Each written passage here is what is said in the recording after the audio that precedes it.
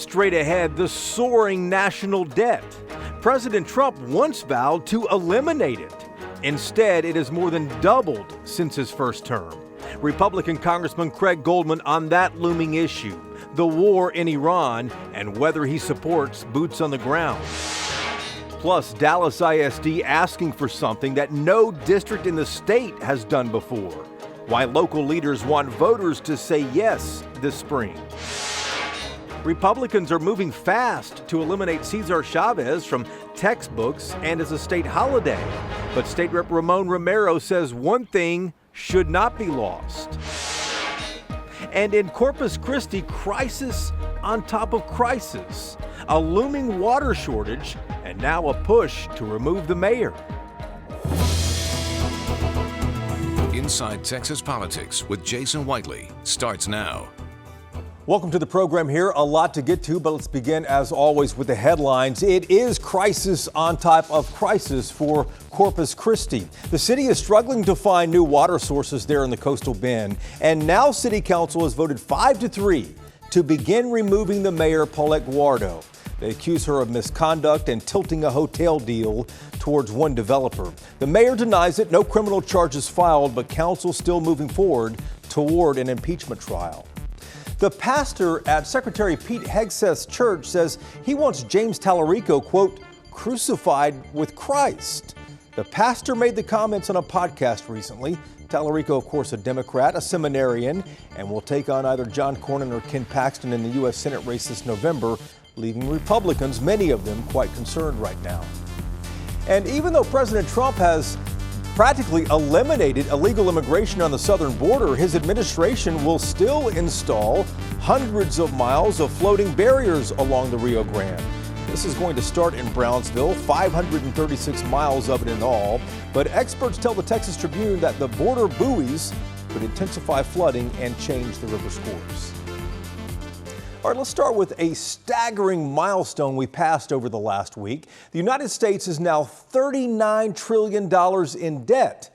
Republicans have railed against it for years, yet it continues to grow, even a decade after President Trump vowed to eliminate it. Our first guest, Congressman Craig Goldman, a Republican from Fort Worth, but we began with him with the ongoing war in Iran. Congressman, welcome back to the program here. You support the president's strategy with Iran, the attack on Iran here. I'm curious what you understand the exit strategy to be, and more importantly, the timeline. Well, one, regime change, and no one can predict what that timeline is. I mean, bottom line is you're talking about a country that chanted death to America by its leaders. They had nuclear capabilities, were building them. There's no question about that. The ballistic missiles that they were building up, strictly to fire not only on our allies overseas, but also thousands of Americans based overseas. So the reason for being there is a good one. And until we get complete regime change and put someone in charge who is somewhat friendly to the United States. And look, there's millions of Iranians we know that are stuck in their homes, hiding, if you will, scared because the last time they came out to protest their government, over 30,000 of them were murdered. But what's it going to take for this revolt to begin? You know, when these bombs started dropping originally, everyone thought that the revolt might begin then. But this has been going on for several weeks now. The leader has been taken out. His son has now taken over. What's it going to take for regime change there?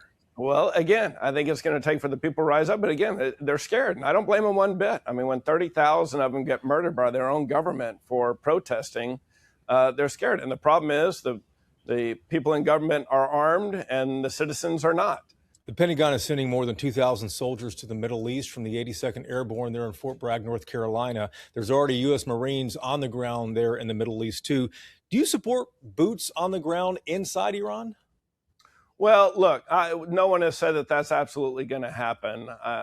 So, you know, let's see where we are in a couple of weeks. But there's no guarantee, and no one has ever said that we're going to have boots on the ground in Iran. Is that something you'd back, though? Look, I'm not in the Situation Room. I don't have advice from the Joint Chief of Staff. Certainly the president does, and Secretary Hegseth. So I'm not at a level, you know, of any knowledge of what's going on over there. I don't have intelligence debriefing the way they have for me to answer that question. Let's talk about a number that escaped a lot of headlines here recently.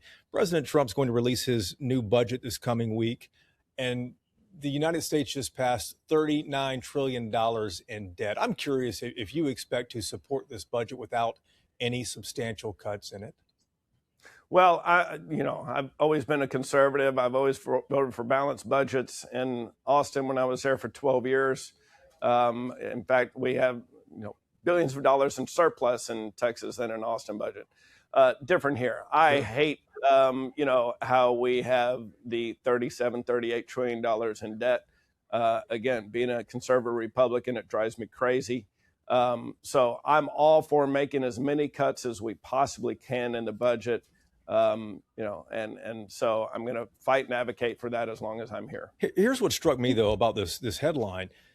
An additional $1 trillion of debt just happened in the last 5 months. I think back about what President Trump and Republicans ran on here, especially DOGE. I mean, we all remember what happened with DOGE in the first few months. That we're going to, cut the fat and waste, fraud, and abuse out of government. But there's another $1 trillion of debt that's been stacked. Let's be very clear, Jason. But let's be clear where we are. So we are 1 year in the Trump administration.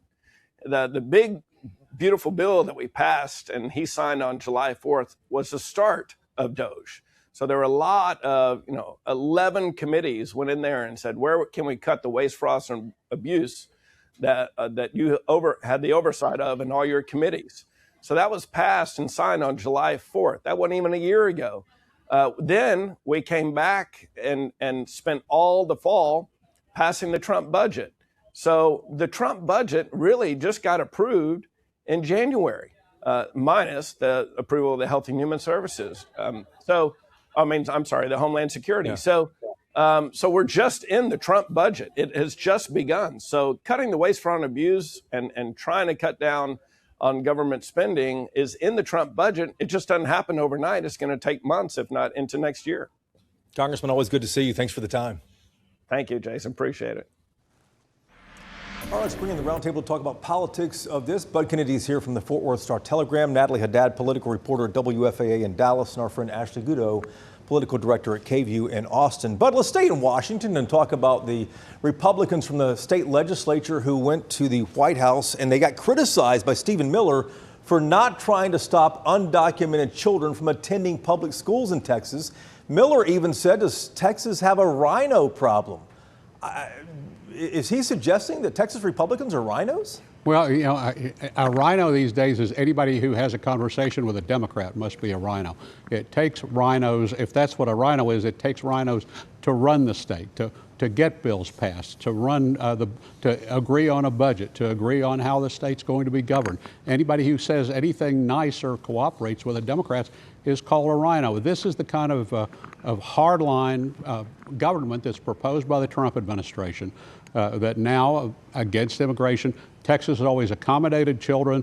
It was a 5-4 vote. They had to allow the immigrant children to go to school in Tyler.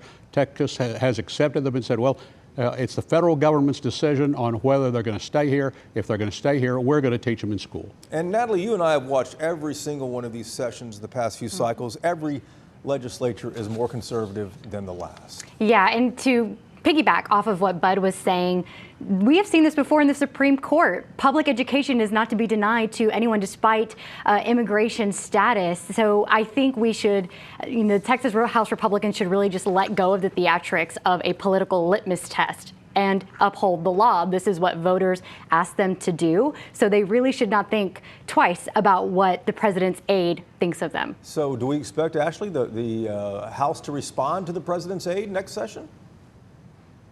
Well, it may not be the House, but I think depending on who wins that Attorney General's race come November, we could have a very real answer to this. I had the opportunity to talk to Republican Congressman Chip Roy. You guys know he's in the runoff for May for the Republican side of that ticket for that race. He says that Supreme Court decision that requires it is one of the top things he wants to look at challenging if he becomes the Attorney General of Texas. But I think we also have to take a moment to back and think about the actual ramifications of if something like this were to happen, what that would look like in Texas and what that would do to our state.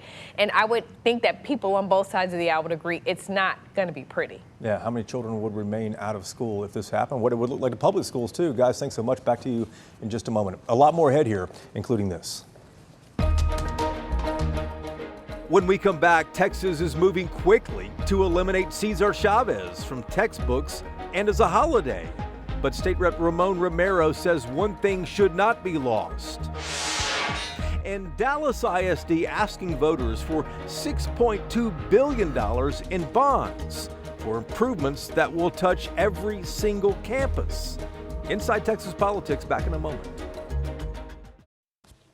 Welcome back to Inside Texas Politics. These are unprecedented times at the Texas Education Agency. The state is running 7 different school districts across the state after taking them over for failing campuses. Our next guest, State Rep Ramon Romero, a Democrat from Fort Worth. I'm curious your thoughts on the TEA. You know, it's supposed to provide oversight to the state's 1,200 school districts across the state. But here it is running Houston ISD, the state's largest school district. It's running Fort Worth ISD now. That's, you know, the 2 largest so far. But there are others that is also taken over. What's your thought about the capacity that the TEA can take on? That's an excellent question, Jason. Here, Lake Worth ISD, just at borders, Fort Worth ISD is one of those that's also been taken over. You do have to question at what point can the state continue? I think that Commissioner Morath has his hands full. I think that there's reason for concern throughout the state. But there's also lots of highlights to point to that there's no longer the failing schools in Houston ISD. They may not be the highest performing, but they're certainly performing higher than Fort Worth is. And Dallas is performing higher than Fort Worth is. And they're performing much higher than Lake Worth is. Maybe folks are not going to be happy with small incremental change, but we have to start pointing the arrow in the right direction. Since COVID, we've only made slight improvements, especially with those children that are from free and reduced lunch. I don't know what his full capacity is, Jason. I just hope that we bring the best people on the field, the best coaches to our school districts, and that they can do what I've asked them to do here in Fort Worth, which is get the job done and get us back on track and give us back our school board. The TEA, well, let me ask you about some of the other headlines that have been in the news lately. The Texas Education Agency has announced that schools should remove any lessons or activities that refer to Cesar Chavez, the labor rights leader, after allegations that he sexually abused women and children. What's your reaction to this? I think their reaction is very similar to elected officials like myself.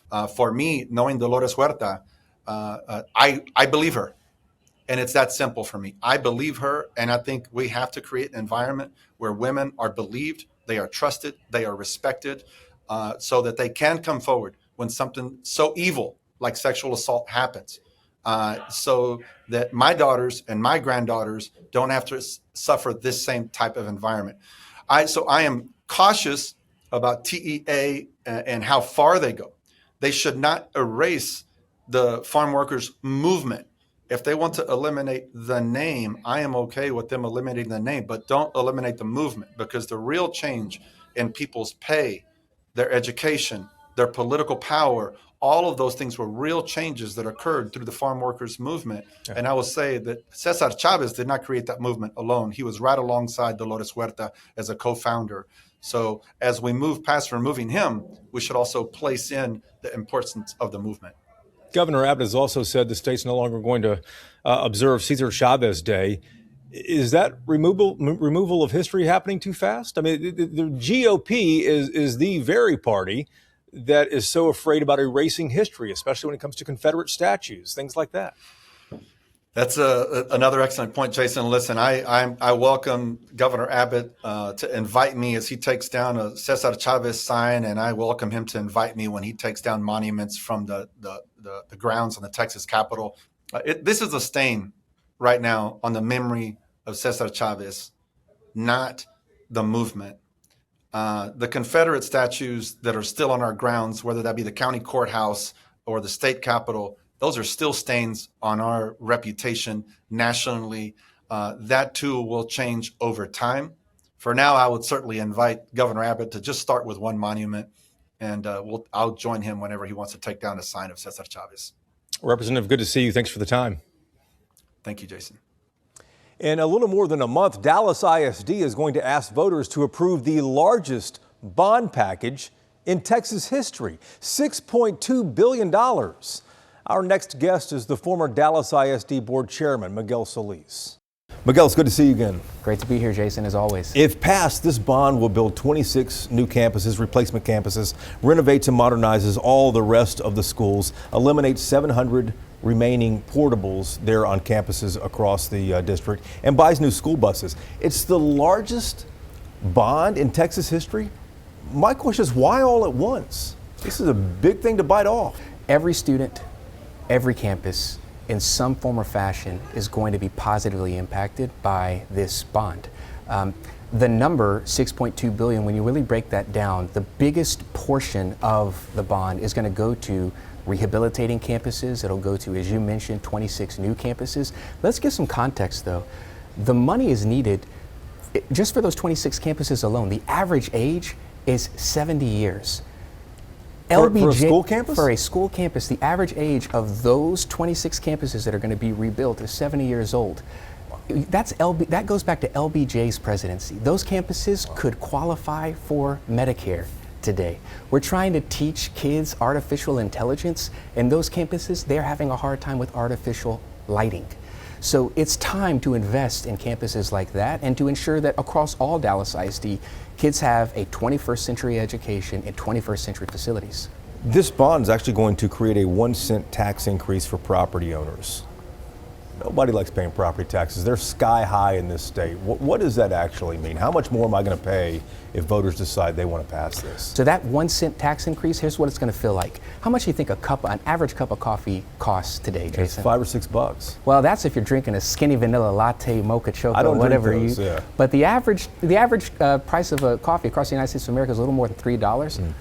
This 1-cent tax increase to the average homeowner is going to be $2.79 a month. Over the course of a year, it's $33. There's no organized opposition against this that I've seen so far, but critics do question whether the district should be taking on this massive amount of debt with ongoing declining enrollment. Are they wrong about that? The argument I would make is enrollment declines when people don't believe in schools.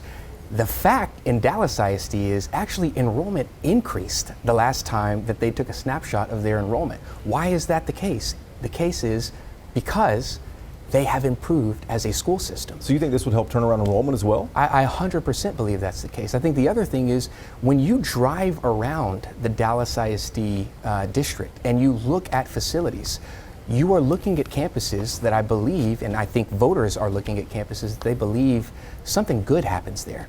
Miguel, thanks for the time. We appreciate it. Yeah, thank you very much. The roundtable is ready when we come back here on Inside Texas Politics. All right, back now with the roundtable. Bud, Ashley, Natalie, all back with us as well. Bud, let's start with you. The Attorney General, Ken Paxton, is sparring with the acting comptroller, Kelly Hancock. At one point, Paxton calling Hancock, quote, an incompetent loser. What's this about? Well, up front, this is about the voucher system and whether the state will allow students to have vouchers to attend Islamic schools. Hancock wants to ban them, as does Governor Abbott. They say that Attorney General Paxton hasn't done enough to prevent that he didn't argue hard enough in court, and that he hasn't come in and actually shut down these schools. Paxton says he's not sure he can do that. They say he's been lenient on Islamic schools in general. But what this is all about really is Paxton trying to get back at Abbott. 3 years ago in the impeachment trial, it was Paxton's lawyer, Tony Busby, who said the Bush political dynasty ends today. It didn't end that day. Paxton wants it to end May 29th in Texas. And Natalie, if this is about getting back at Abbott, I mean, Paxton must see, though, this in some way as helping him with voters. Does it really? Yeah, I would describe this, if this is the case, as a power struggle. I would describe this as a power struggle excuse me, I'm losing my words. A power struggle dressed up as a policy disagreement. There we go. Excuse me.